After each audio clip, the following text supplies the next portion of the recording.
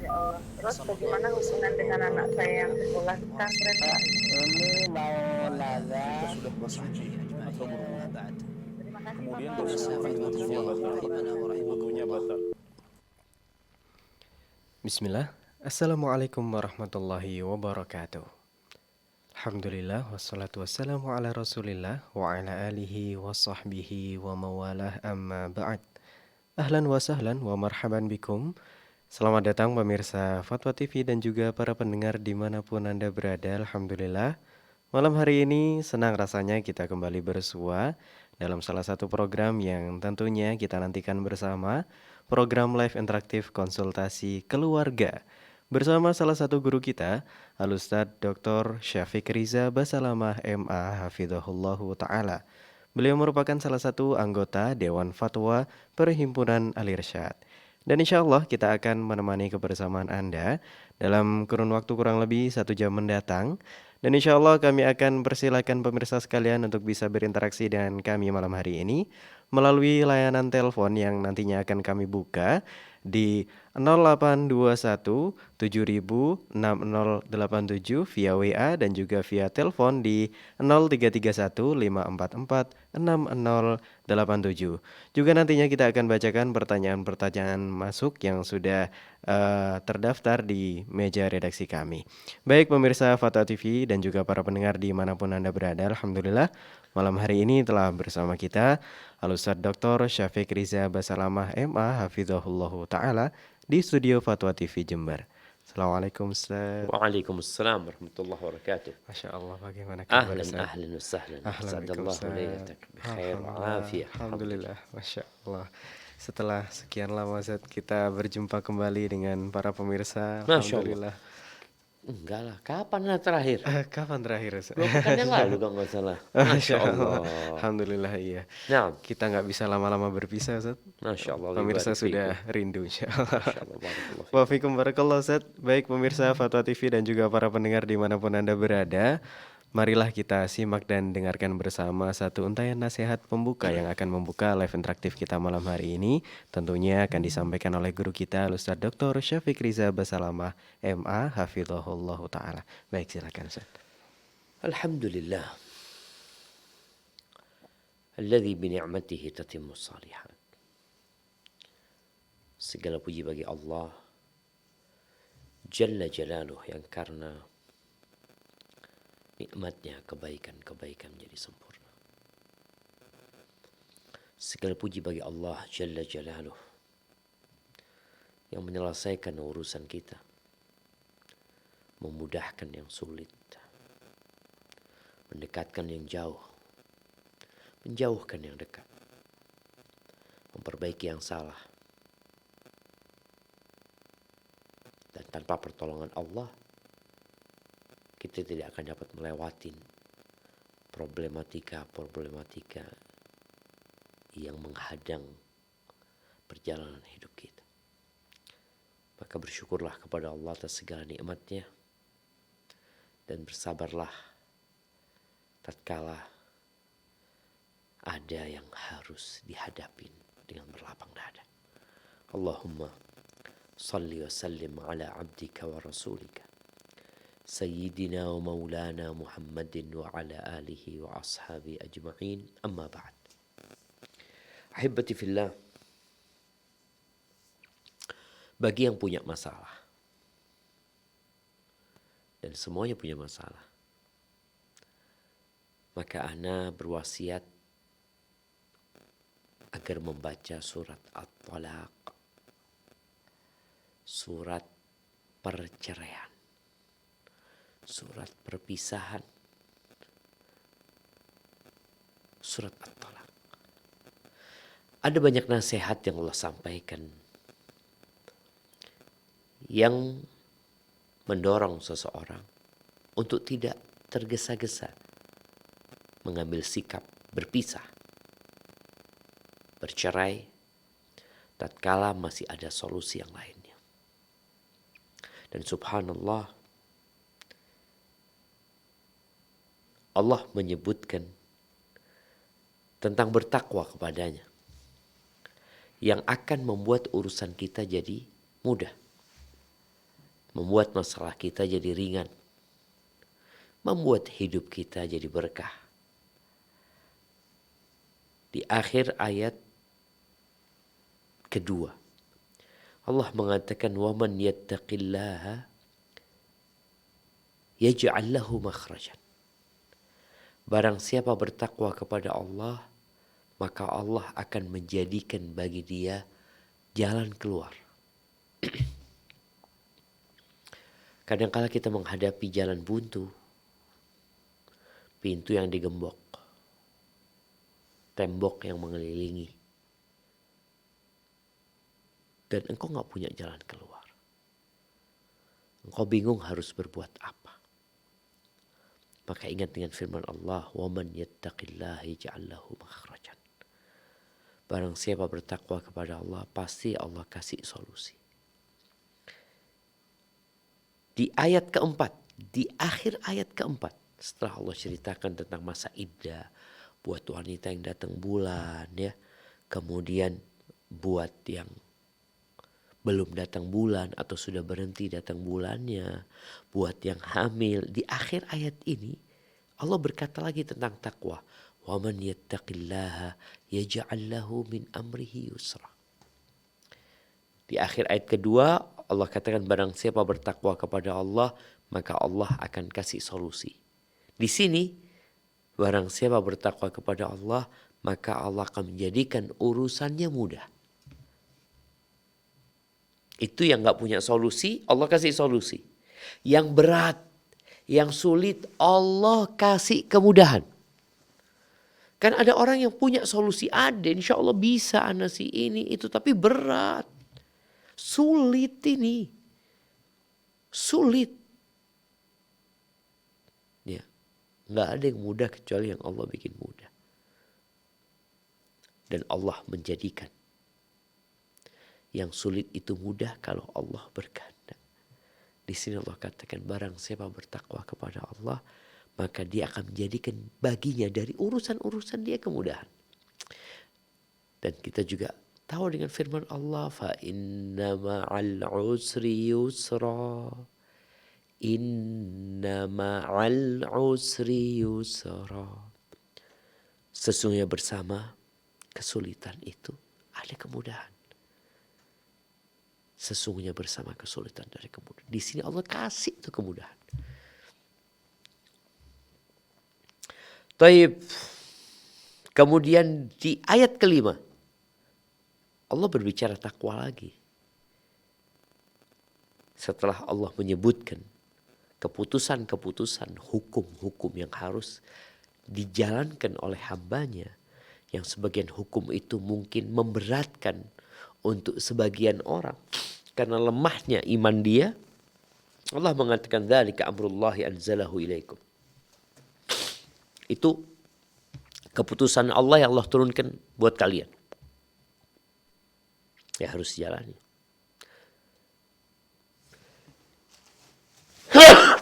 Alhamdulillah. Yahdikumullah yuslih balakum. Allah mengatakan, waman yattaqillah. Barang siapa bertakwa kepada Allah, yukaffir anhu sayyiatihi.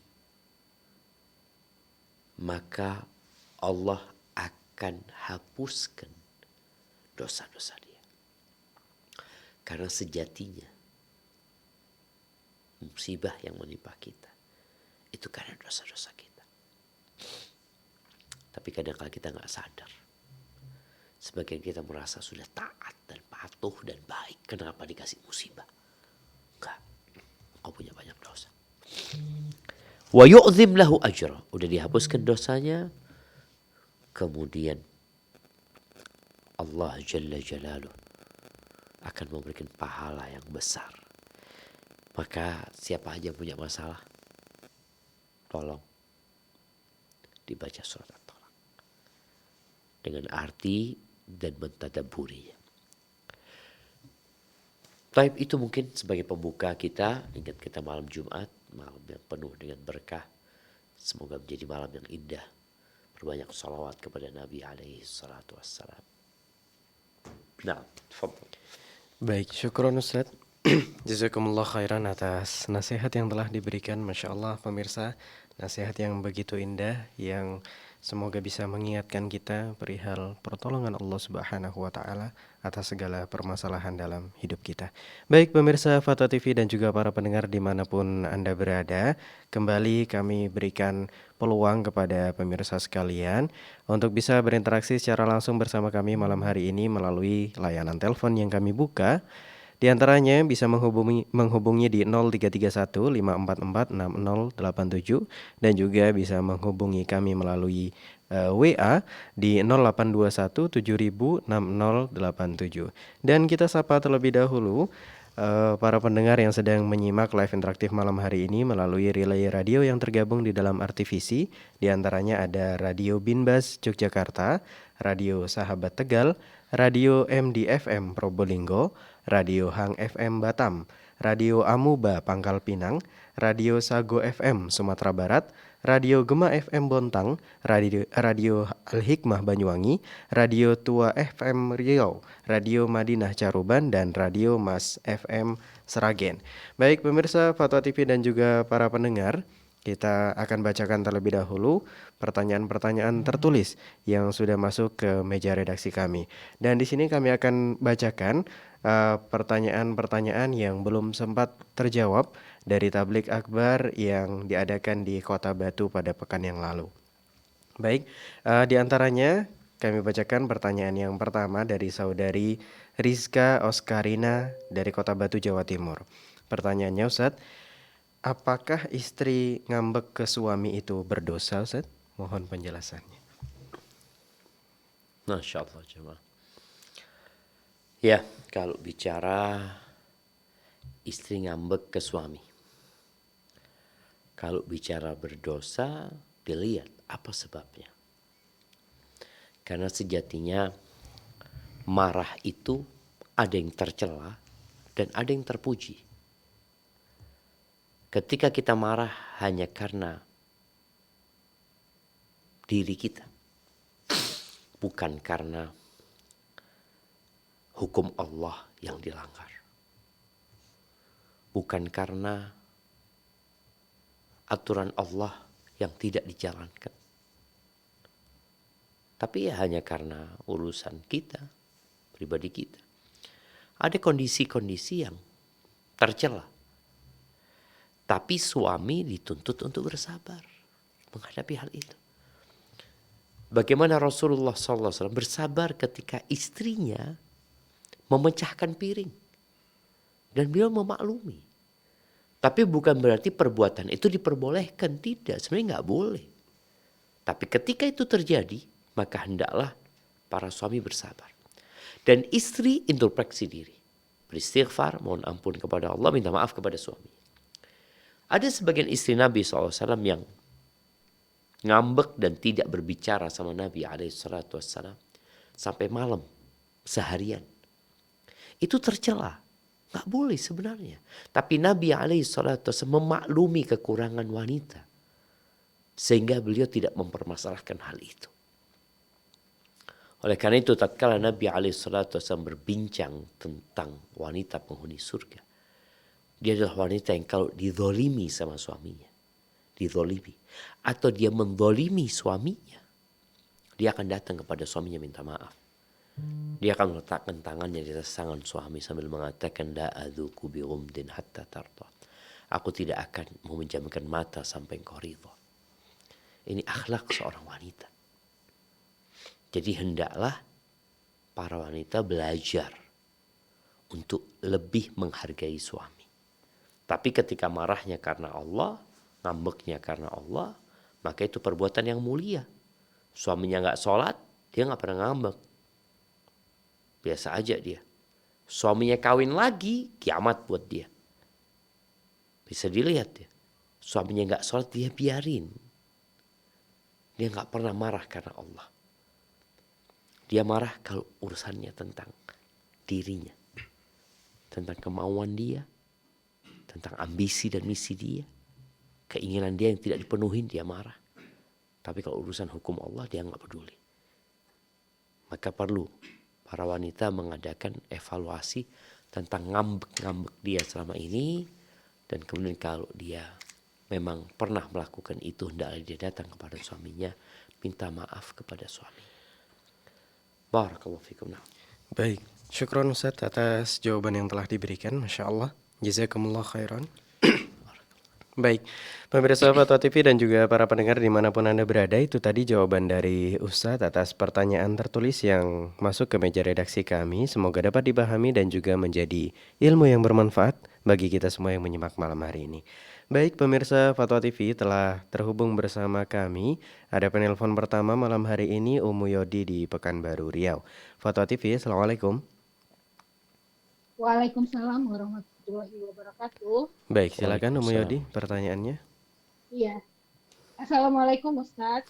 Waalaikumsalam warahmatullahi wabarakatuh. Ahlan wa sahlan. Naam, barakallahu fiik. Izin melanjutkan pertanyaan dari member WhatsApp di Rosa Ustaz. Begini Ustaz, anak seorang gadis telah datang kepada anak seorang laki-laki yang anak ridhoi agama dan akhlaknya. Beliau bermaksud menjadikan anak istri kedua. Insya Allah beliau mampu. Tetapi keluarga Ana bersikeras melarang Ana menikah karena alasan poligami ini. Bahkan ancamannya juga melarang Ana untuk berada di jalan sunnah. Ana khawatir Ustadz, jika mengikuti hal tersebut, Ana akan dilarang untuk bertemu lagi dengan ikhwan itu, dan kemudian Ana dilarang untuk ngaji sunnah. Sekarang Ustadz, masalah yang ini Ana tanyakan, bolehkah Ana mengajukan nikah dengan wali hakim? Dan apakah hal tersebut termasuk durhaka kepada orang tua? Atau Ana harus tetap taat kepada kedua orang tua dengan tidak menikah dengan ikhwan tersebut? Begitu Ustaz. Masya Allah. Naam, barakallahu fiik.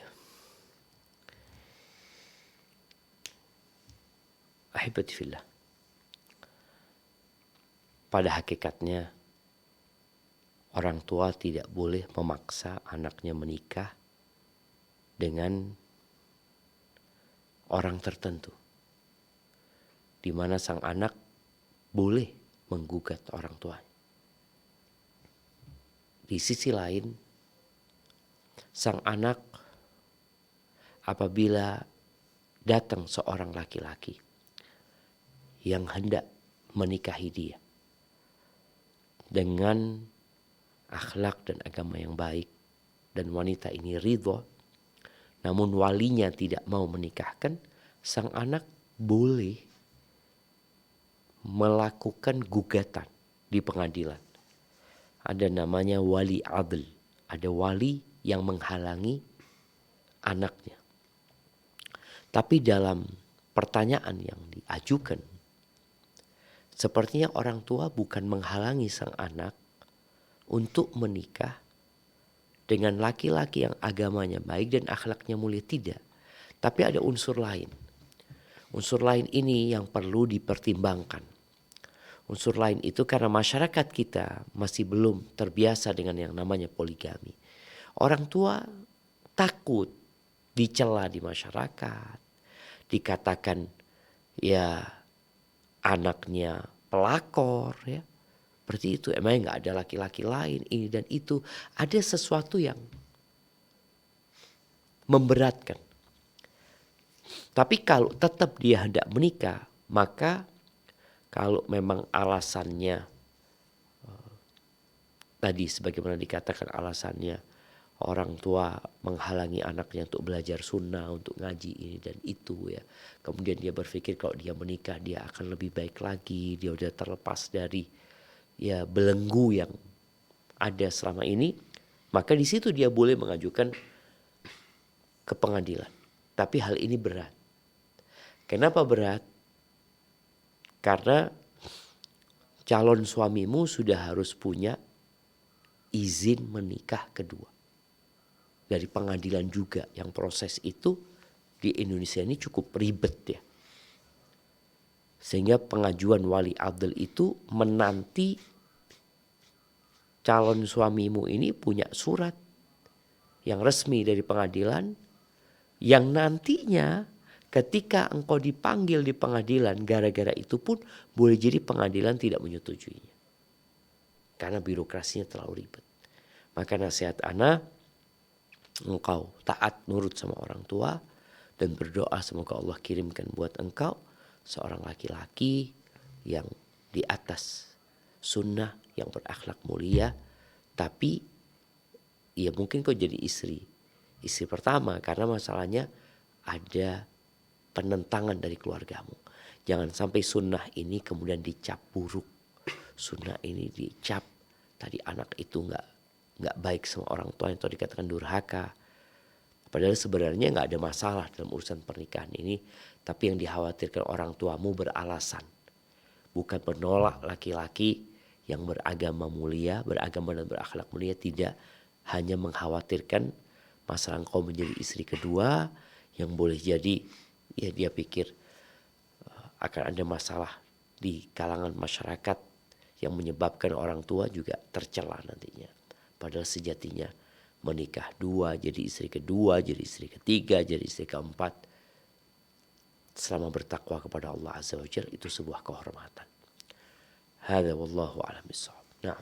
Baik, syukron Ustadz, jazakumullah khairan atas jawaban yang telah diberikan. Masya Allah, itu tadi jawaban dari Ustadz. Semoga dapat dipahami dan tersampaikan kepada sang penanya, dan semoga mendapatkan solusi terbaik dari Allah Subhanahu wa Ta'ala. Baik, pemirsa Fatwa TV dan juga para pendengar, kembali terhubung bersama kita malam hari ini. Ada penelpon kedua, Pak Saleh Haji dari Bengkulu. Fatwa TV, Assalamualaikum. Waalaikumsalam warahmatullahi wabarakatuh. Izin bertanya Ustadz. Barakallahu fiik. Nah. Ya, bila sepasang suami istri sedang bertengkar gitu Ustadz. Nah. Kemudian saat bertengkar itu suaminya mengucapkan talak 3 begitu. Nah, tetapi setelah mengucapkan talak 3 itu suaminya itu menyesal gitu Ustadz. Nah, itu apakah jatuh talaknya itu Ustadz? Syukron. Assalamualaikum warahmatullahi wabarakatuh. Waalaikumsalam warahmatullahi wabarakatuh. Subhanallah jamaah. Ya, ini masalah yang sering terjadi. Di mana tatkala terjadi keributan dalam rumah, sang istri berpikir perpisahan adalah solusi. Sang suami sakit hati dan juga berpikir perceraian adalah jalan keluar. Kemudian dia menceraikan, ada yang talak 1, ada yang talak 3, setelah itu menyesal. Apakah talaknya jatuh atau tidak? Yang pertama, apakah talak 3 kalau diucapkan sekaligus itu jatuh 3 atau jatuh 1? Ini masalah yang diperselisihkan oleh para ulama. Walaupun ada pendapat yang mengatakan jatuh 1 lebih kuat ya. Tapi banyak ulama juga yang mengatakan jatuh 3. Tapi kalau posisinya marah, apakah ucapan talak yang terlontar dari suami itu sah atau tidak? Para ulama membagi marah itu jadi 3. Marah yang permulaan, marah yang pertengahan, marah yang puncaknya sehingga orang kalap dan tidak sadar dengan apa yang diucapkan. Untuk yang pertama sepakat ulama jatuh talak itu. Artinya orang marah ya marah dia, tapi dia sadar gak ada masalah. Yang puncaknya yang tertutup, yang dia gak sadar dengan apa yang dia ucapkan, kadang-kadang diingatkan sama istrinya, bang kau tadi mengucapkan talak. Enggak. Kapan aku mengatakan talak? Berarti dia gak sadar tertutup. Itu gak jatuh juga. Tapi yang pertengahan ini yang diperselisihkan oleh para ulama. Namun jumhur ulama berpendapat jatuh talak. Selama dia sadar mengucapkan hal itu. Dan dia tahu dengan konsekuensinya, maka jatuh talak. Tadi di awal Anda sampaikan perlunya kita membaca surat At-Talaq. Karena dalam agama kita, pernikahan itu fa imsakun bima'ruf au tasrihum bi ihsan. Pernikahan itu engkau jaga rumah tanggamu baik-baik atau pisah baik-baik. pisah yang dengan emosi nggak baik-baik. Dan biasanya berakhir menyesal nantinya. Kemudian tolak itu ada tolak yang sunnah, ada tolak yang bid'ah. Di mana seorang laki-laki yang menceraikan istrinya dalam kondisi istrinya suci tapi habis dikumpulin atau dalam kondisi haid itu bid'ah. Dosa dia. Sang suami dosa. Walaupun konsekuensinya ada menurut pendapat yang benar. Dia menceraikan istri dalam kondisi haid atau sudah dihubungin, jatuh talaknya itu. Dan dia dosa. Dia diperintahkan untuk merujuk istri. Sedangkan seorang yang hendak menceraikan, hendaklah dia berfikir.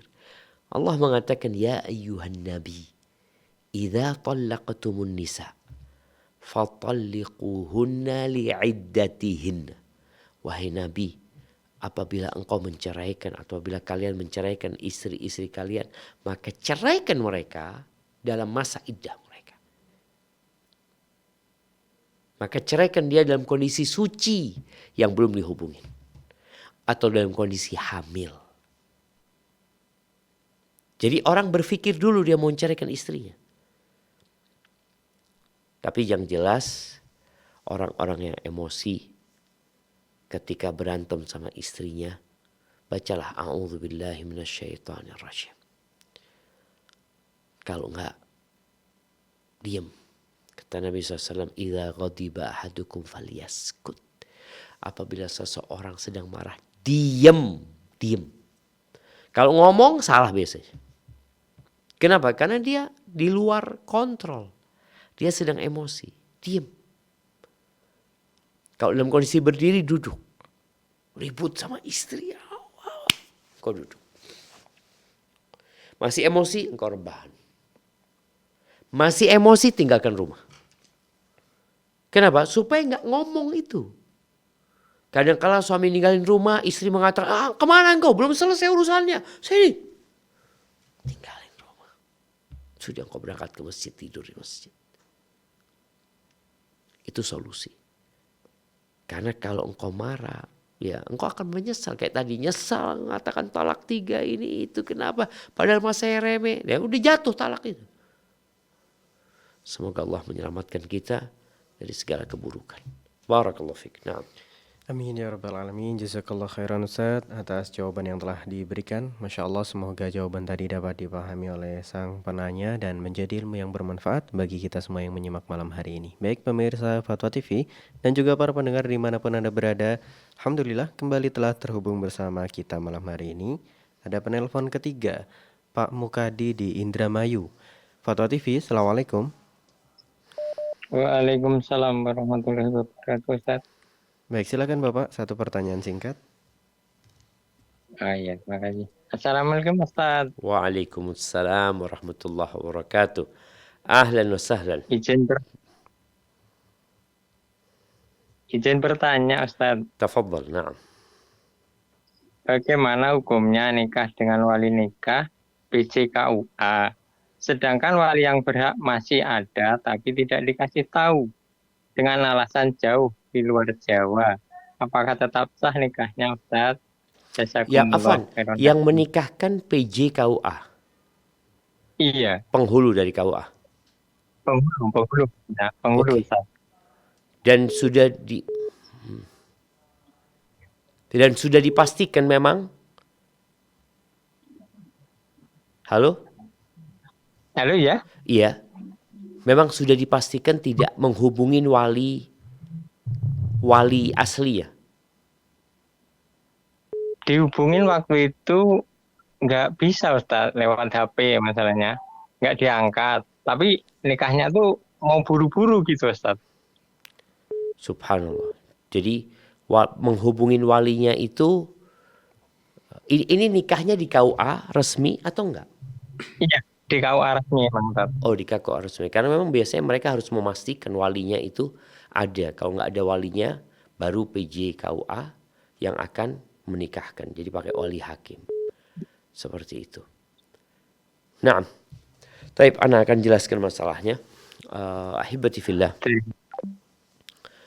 berkaitan dengan nikah yang resmi di KUA, itu mereka sangat ketat sekali ya.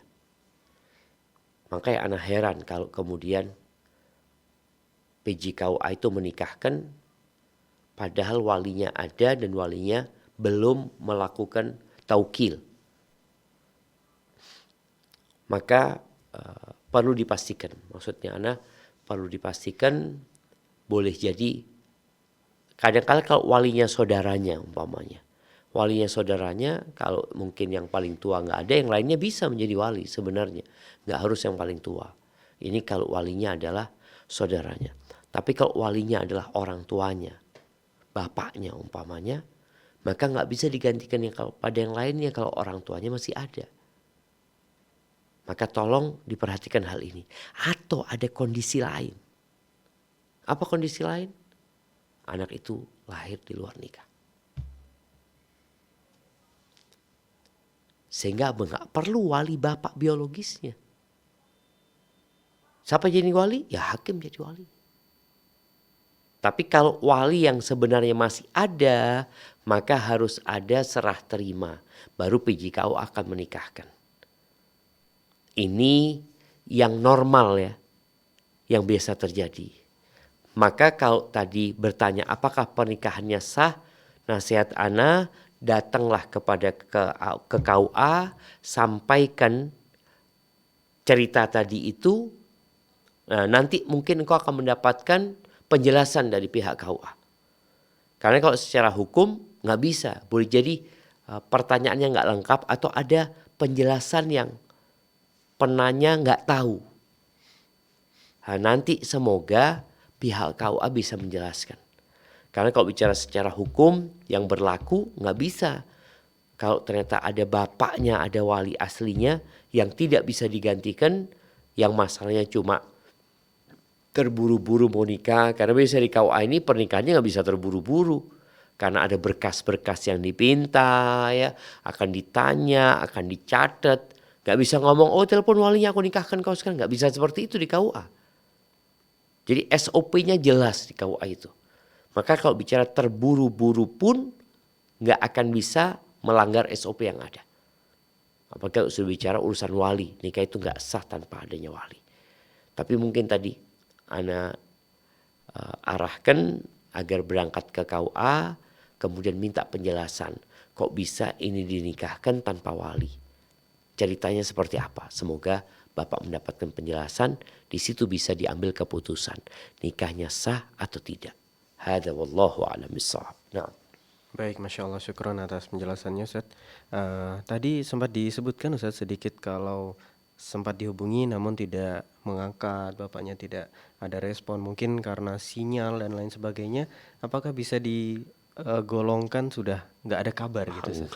Enggak, tadi kan karena terburu-buru. Buru-buru Ustaz, terburu-buru. ya? Makanya saya katakan pernikahan itu kalau di KUA nggak bisa terburu-buru. Harus bawa berkasnya, ini itu, ditanya walinya di mana. Kemudian serah terima wali itu nggak harus pas akad nikah, boleh jadi kalau memang dia di luar kota, di luar pulau, sepekan sebelumnya ditelepon. Itu mungkin maksudnya anak perlu datang ke KUA untuk bertanya, kok bisa pernikahan tanpa wali? Boleh jadi enggak, sudah dihubungin. Jadi sepekan sebelumnya sudah dihubungin, pas mau akad nikah dihubungin lagi tapi gak respon. Tapi pekan lalu sudah ada serah terima. Oh iya, bisa seperti jadi. Boleh jadi seperti itu. Makanya butuh penjelasan yang lengkap dari pihak KUA. Karena pihak KUA untuk urusan nikah yang tercatat ya, itu mereka sangat ketat sekali.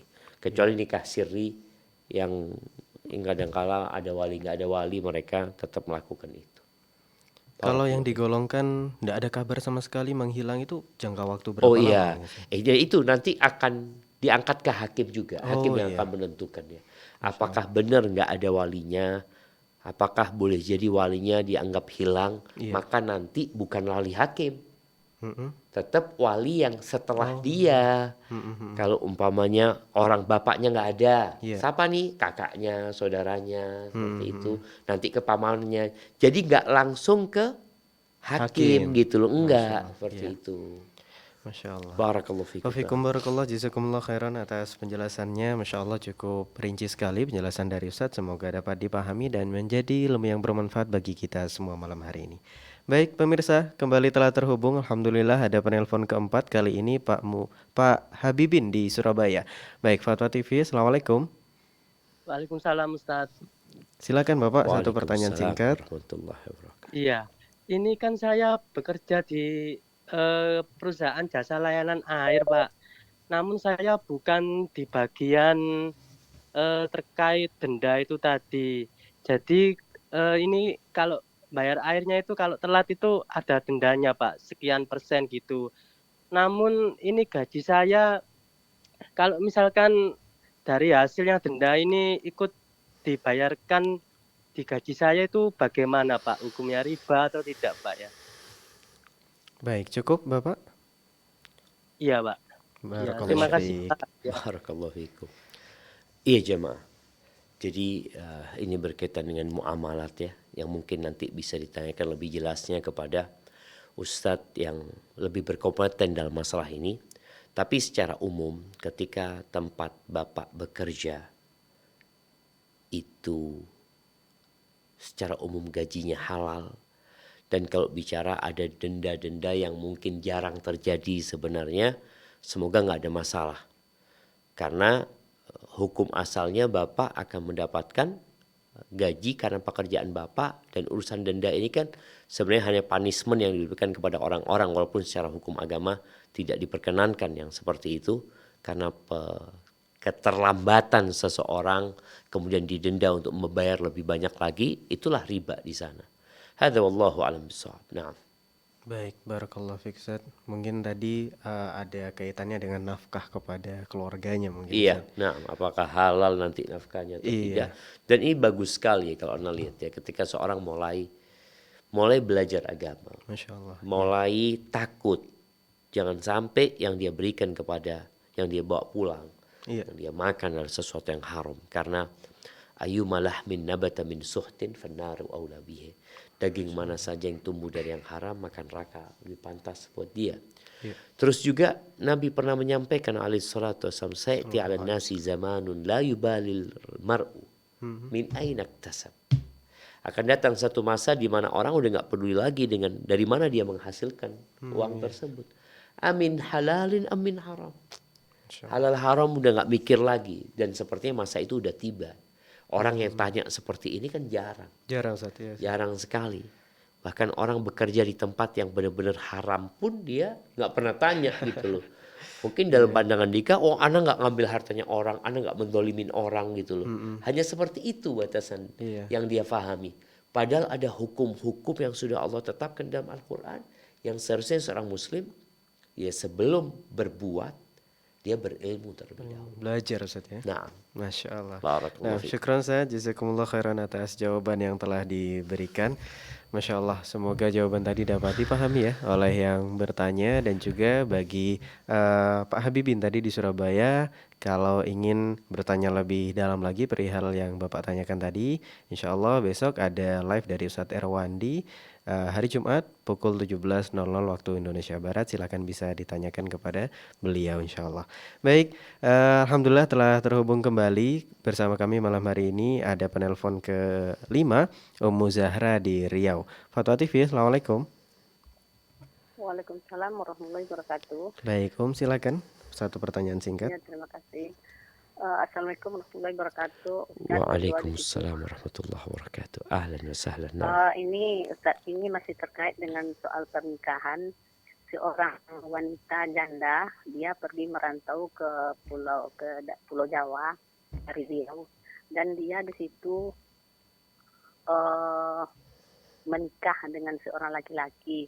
Padahal dia di Riau masih ada saudara laki-lakinya, orang tua yang laki-laki sudah meninggal, dan masih ada satu orang saudara laki-lakinya. Dan dia menikah di Pulau Jawa, katanya dinikahkan lewat HP oleh saudara laki-lakinya itu dengan orang yang berkepentingan di Pulau Jawa itu, Ustaz. Apakah pernikahan seperti ini sah, Ustaz? Masya Allah. Jadi sang kakak atau sang saudara itu menikahkan saudarinya dengan HP. Iya, itu Nah. kata orang tua perempuannya. Iya, barakallahu fiik. Ya. Mohon pencerahan Ustaz. Assalamualaikum warahmatullahi wabarakatuh. Waalaikumsalam warahmatullahi wabarakatuh. Berkaitan dengan menikah melalui sarana telekomunikasi yang canggih sekarang ini, bisa menggunakan telepon biasa, bisa menggunakan video call, bisa pakai Zoom atau berbagai macam media yang ada.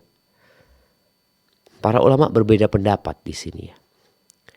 Dulu mereka melarang menikahkan dengan telepon karena nggak bisa dipastikan ini siapa, yang ngomong ini siapa gitu. Sekarang alhamdulillah ketika bisa dipastikan dengan adanya video call, adanya keluarga di sana, jadi dia nggak sendirian. Jadi kalau memang bisa dipastikan, insya Allah pernikahannya sah. Karena dianggap di satu majelis juga ya. Tapi dengan adanya teknologi AI sekarang juga kadangkala orangnya itu bukan mereka. Maka yang perlu dilakukan adalah memang memastikan bahwa walinya yang menikahkan. Dan yang menikah memang calon mempelai laki-lakinya, terjadi akad di antara mereka berdua dan ada saksi. Di tempatnya wali ada saksi, di tempatnya yang dinikahkan ada saksi.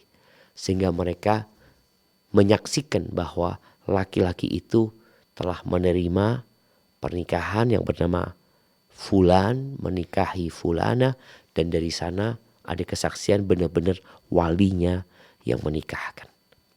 Hadza wallahu a'lam bishawab. Nah. Baik, syukron Ustaz atas jawaban yang telah diberikan. Jazakumullah khairan, Masya Allah. Semoga jawaban tadi dapat difahami ya oleh yang bertanya dan juga menjadi ilmu yang bermanfaat bagi kita semua yang menyimak malam hari ini. Baik, pemirsa Fatwa TV dan juga para pendengar dimanapun Anda berada, alhamdulillah kembali terhubung bersama kami malam hari ini. Ada penelpon ke-6. Baik, Fatwa TV, Assalamualaikum. Waalaikumsalam warahmatullah. Baik, silakan Ibu. Pertanyaan Iya. Satu pertanyaan singkat ya. Ya, ahsanallahu alaikum Ustaz. Wah, iya kina. Baik, Ana izin bertanya, ada seorang akhwat ini Ustaz mau nikah dalam waktu dekat ini, dan qadarullah yang laki-lakinya sang calon suami dia memiliki keterbatasan finansial. Jadi ini terkait dengan mahar. Sementara yang maharnya kan dirancang itu hanya seperangkat alat sholat ya kan Ustaz. Nah, jadi yang perempuan ini dia udah memiliki seperangkat alat sholat yang belum kepake gitu Ustaz, baru gitu kan. Siap. Jadi gimana kira-kira kalau seandainya si lelaki ini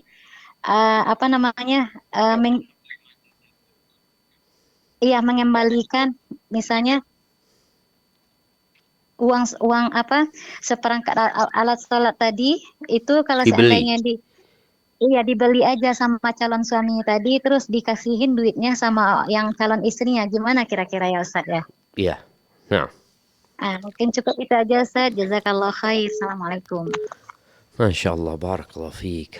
Nah, ahibati fillah, bicara mahar ya. Mahar ini kadang-kala menjadi hal yang menakutkan buat para laki ya. Ketahuilah bahwa mahar itu nggak ada batas paling rendahnya, nggak ada batas paling mahalnya. Sesuatu yang ada nilainya boleh jadi mahar. Umpamanya maharnya 10.000 perak, boleh jadi mahar.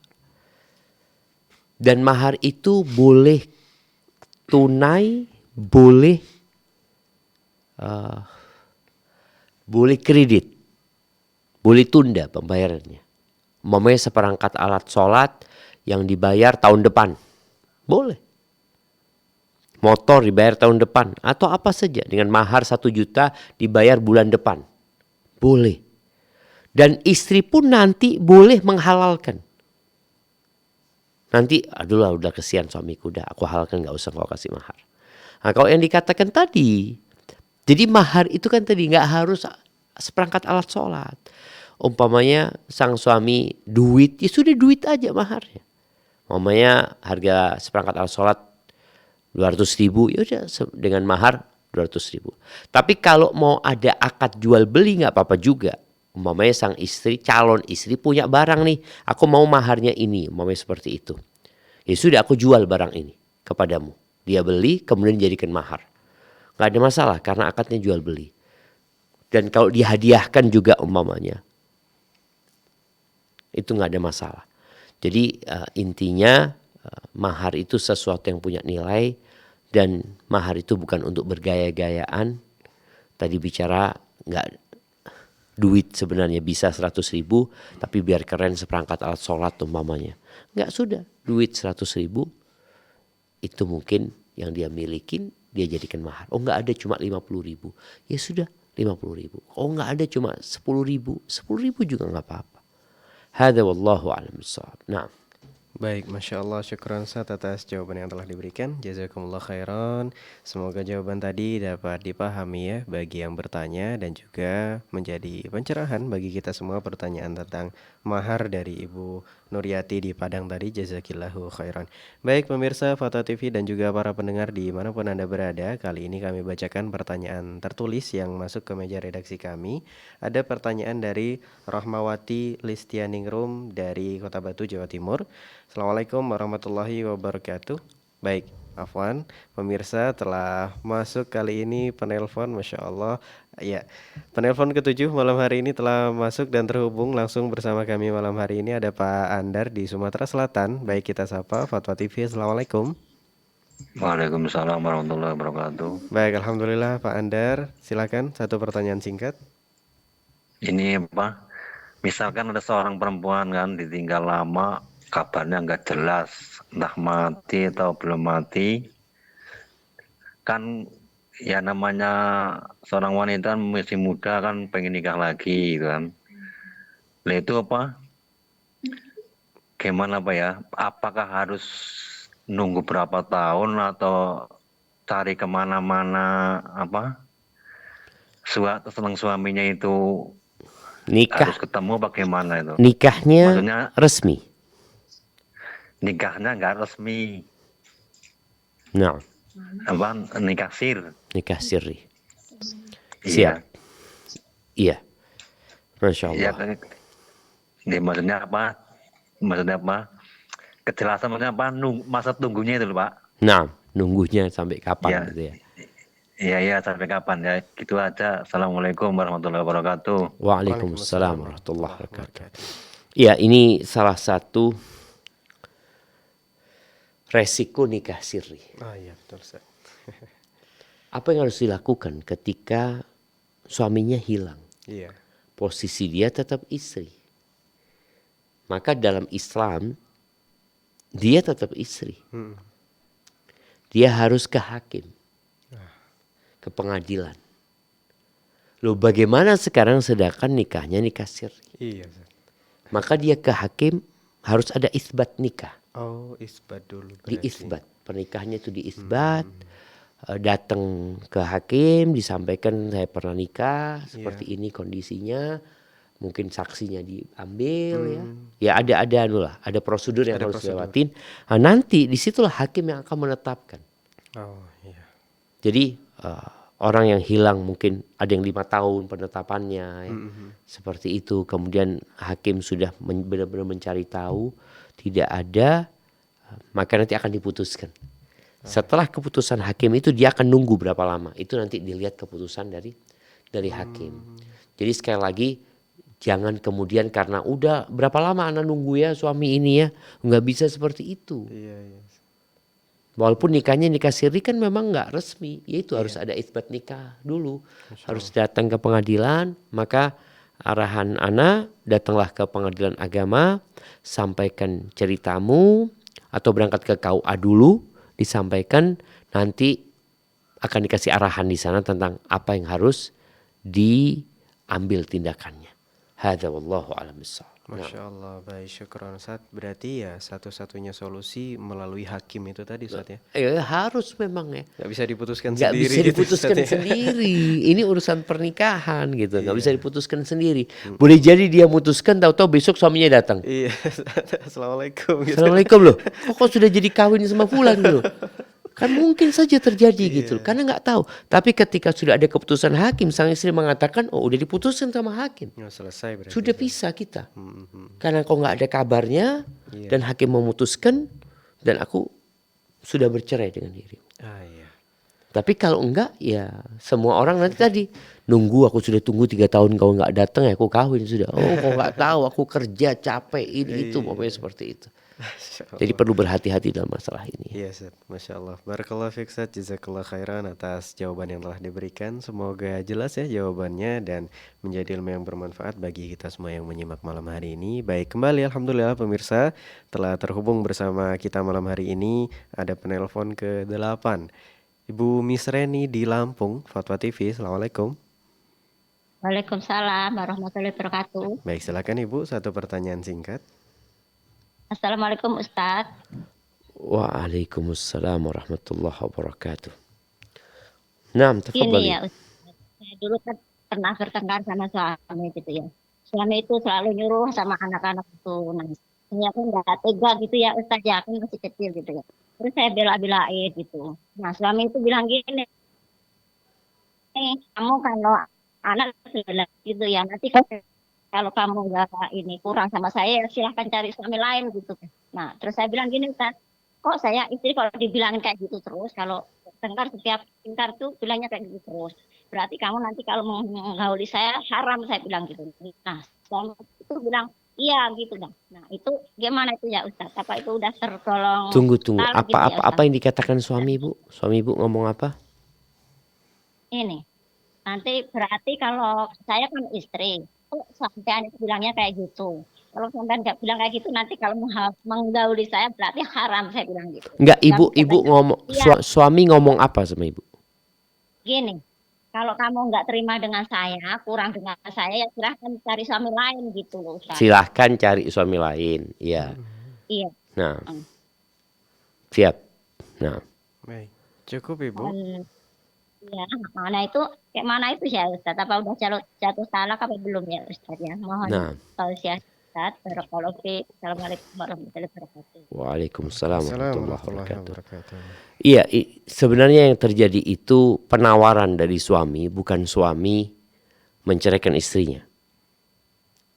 Karena tadi disebutkan kalau kamu nggak mau saya seperti itu, sudah cari suami yang lain. Seperti itu. Tapi ibu kan masih mau sama suaminya sehingga tetap ibu istrinya. Jadi tidak ada perceraian dalam ungkapan tersebut karena memang sang suami hanya memberikan penawaran dan nyuruh istrinya, kecuali istrinya tadi mau gugat cerai suaminya setelah itu karena dikasih tahu suaminya udah nggak suka. Ya kalau gitu aku sudah nggak suka sama engkau, aku akan kembalikan maharnya. Maka di sini terjadi khulu nantinya.